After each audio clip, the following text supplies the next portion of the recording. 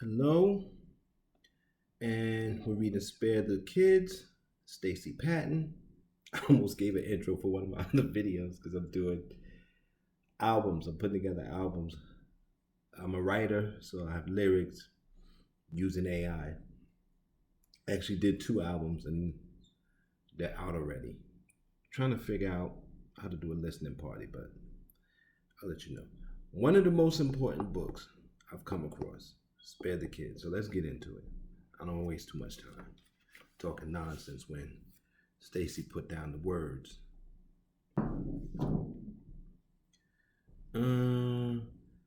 Peterson's attorney, Rusty Hardin, said his client was not a child abuser. Adrian is a loving father who used his judgment as a parent to discipline his son. He used the same kind of discipline with his child that he experienced as a child growing up in East Texas. It is important to remember that Adrian never intended to harm his son and deeply regrets the unintentional injury. During the CBS segment, when Rome asked if it was ever appropriate to hit a child, Barkley responded by saying that it is a culturally acceptable practice in black communities. When Rome pushed back by calling Peterson's parenting abusive, Barkley cautioned against telling parents living in different environments how to discipline their kids. He then suggested that if whooping children became illegal, then every black parent in my neighborhood in the South would be in trouble or in jail under those circumstances. Well, maybe they should be. Because you're doing a bang-up job. A bang-up job.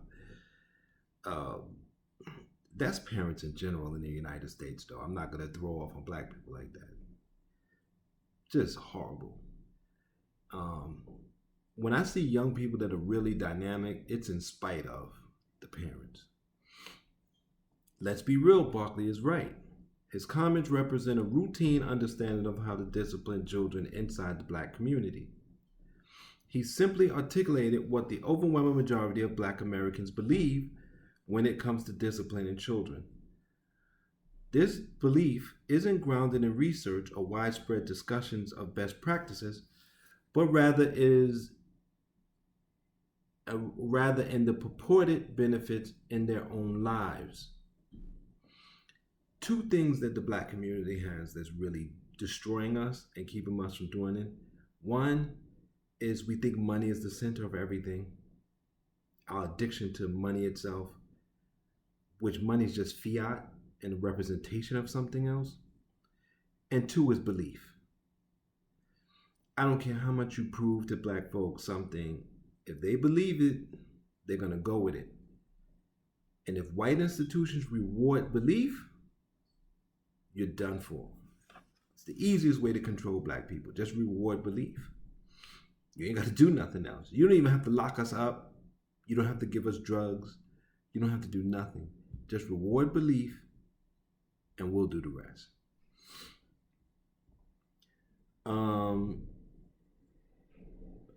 I've got beat with switches. I've had many welts on my legs and lacerations, he told a visibly disturbed Rome. Barkley's matter-of-fact comment reveals that getting cut and bruised during a whooping is so common that many black people don't realize those types of injuries as evidence of abuse. When Rome argued that the open wounds and bruises on Peterson's son constituted a beating, Barkley suggested that Peterson may have gone overboard, but then he took issue with the semantics. I don't like that term beat. We call it spanking or whooping our kids, Barkley said. Beat, break, spank, pop, wear that ass out, tear that butt up, whoop. Changing a word or spelling is often a defensive maneuver that tries to downplay the level of violence. Not to mention, there's no consensus among black people about the meaning of each one of those terms, nor is there an agreed upon working definition of what constitutes abuse. In my travels across the country doing child advocacy work, I've talked to folks who've told me that their parents whooped them with switches, belts, and extension cords. but they didn't feel that those punishments were abusive. If we put 10 people in a room and ask them what it means to beat versus spank or whoop a child, we won't get a consensus. And you have to be careful because I remember my mother would beat us, but say, well, I don't beat them with extension cords and hangers, and I don't do that. So then I'm not abusive. That extension cord and all that stuff and wire hangers and all that is, but it's all abuse. So there's also a thing that says, if I don't go to extremes, I'm not abusive. I'm just spanking. But spanking is abuse because you're slapping somebody. Most times, what people choose to call physical discipline is representative of cultural or regional vernacular they grow up in. For example, my adoptive mother never said that she was going to spank me because she thought that that was soft or was a soft approach that white folks use on their kids. The threatening language she uses, "I'll slap the black off you" or "I'll knock your head off," often bordered on the homicidal. Try to put terror and fear in your heart. That's why so many black people are afraid of everything now. It's awful. Well, that and what the outside does to us. Because the outside does that, and your parents do that. It's just fear, fear, fear, fear, fear all the time. While folks split hairs over terminology, what binds them together is that each euphemism is about hitting a child. Each involves pain, and each poses the risk of seriously injuring or killing a child in a moment of anger.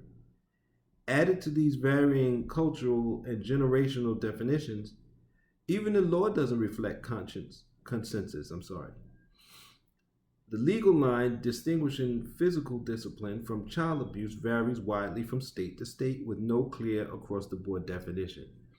That is true. Every state has its own laws about a lot of things. According to the American Bar Association Center on Children and Law in Washington, D.C., some states allow spanking, paddling, and switching if administered in a reasonable manner, while others, such as Texas, allow reasonable physical force when and to the extent believed necessary to maintain discipline. Other states don't specifically prohibit corporal punishment, even where it results in a serious injury to the child, as long as deadly force was not utilized. You know the only thing that's going to stop this in the United States? When children start killing their parents over this.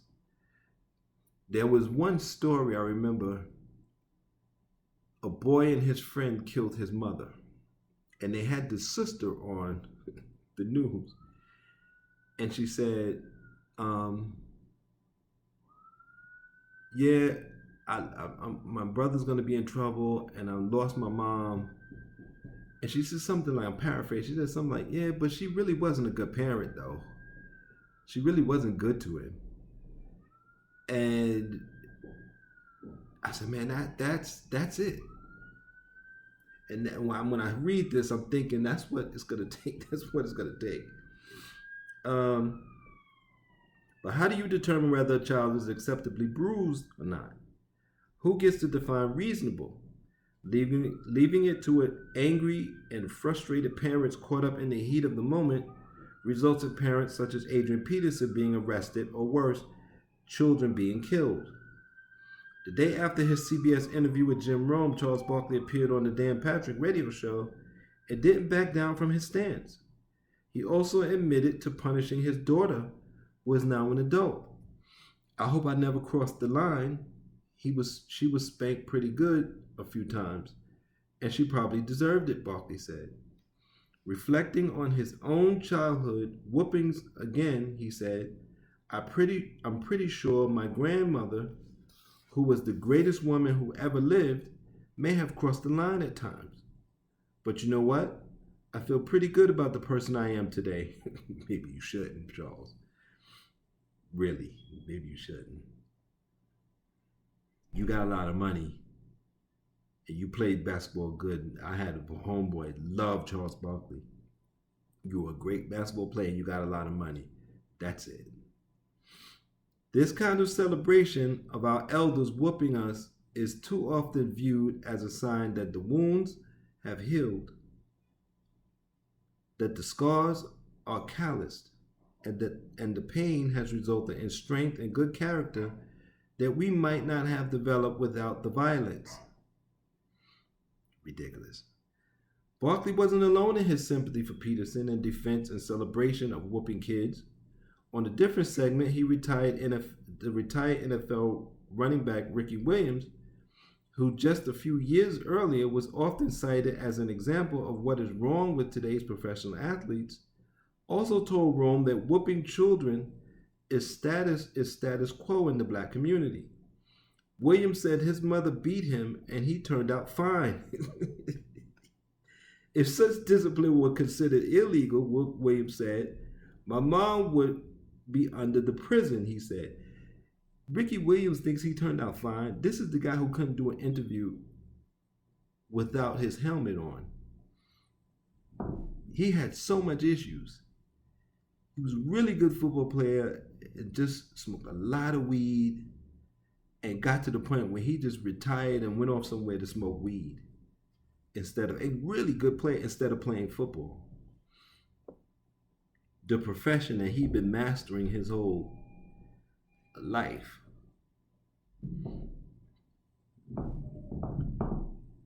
Ridiculous. Where was I?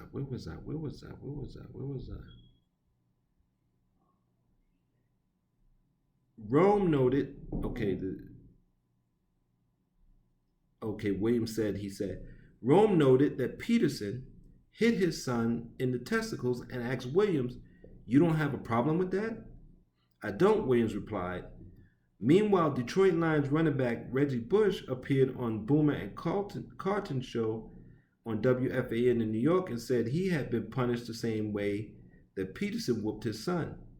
I know a lot of my friends and a lot of guys I played with. They were punished the same way too. I got what we call whoopings.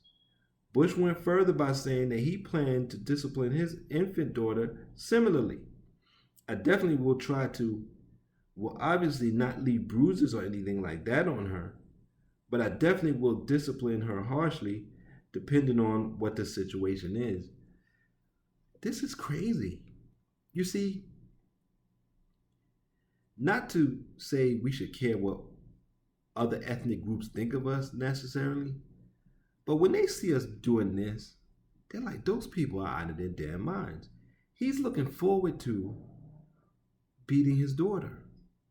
What kind of insanity is this? It's madness.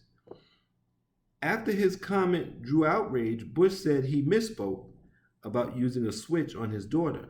Spanking is different than a branch or a stick. See, that's what I was talking about earlier, what my mother did. He said, I believe in spanking a child if needed, not beating them. Sounds like my mom. A chorus of black male athletes also used Twitter to voice their support for Peterson and to reflect on how whoopings had made them better people. Utah Jazz power forward Trevor Booker recalled having to pick his own switch.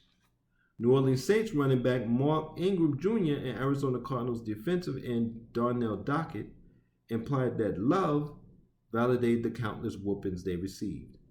Phoenix Suns forward Anthony Tolliver credited being beaten with switches and belts with saving his life.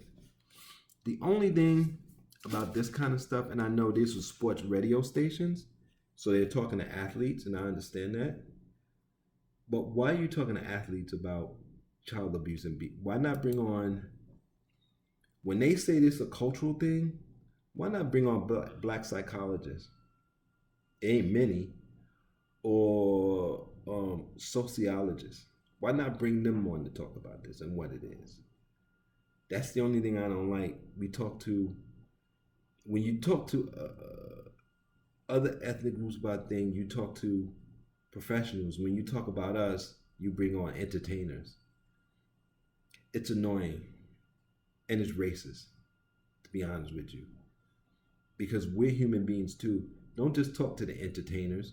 Don't talk to, when you want to know about black people, you talk to scholars. There's plenty of scholars.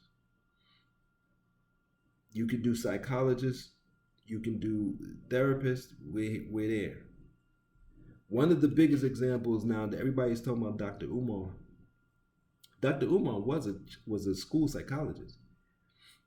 I don't know if he still has a certification, but I remember when Dr. Umar was going around the country teaching parents how to deal with their children and being put into special ed, how to keep their children out of special ed, and when their mothers get called into meetings with school like psychologists, he was teaching black mothers how to keep their, particularly black sons, out of special ed.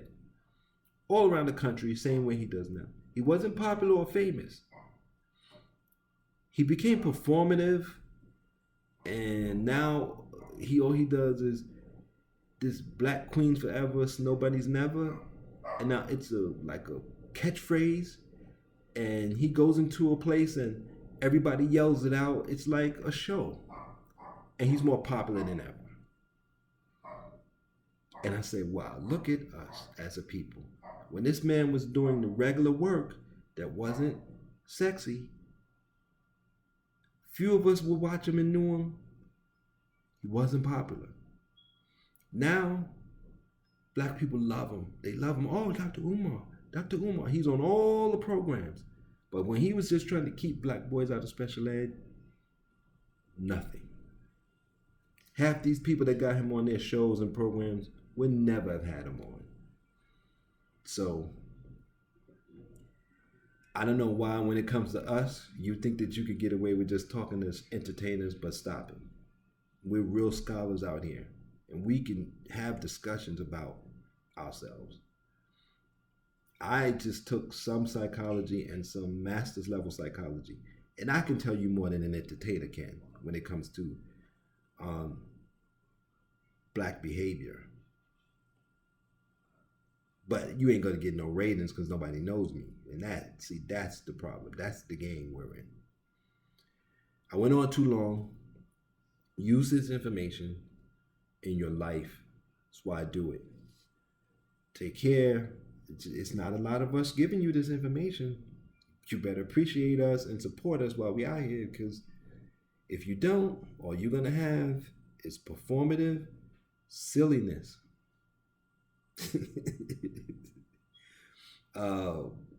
Go watch what is the movie everybody always quotes? Oh man, it's got Idiocracy. Go watch Idiocracy. That's where you're gonna end up if you don't support us. Talk to you later. Use the information. Try to be safe.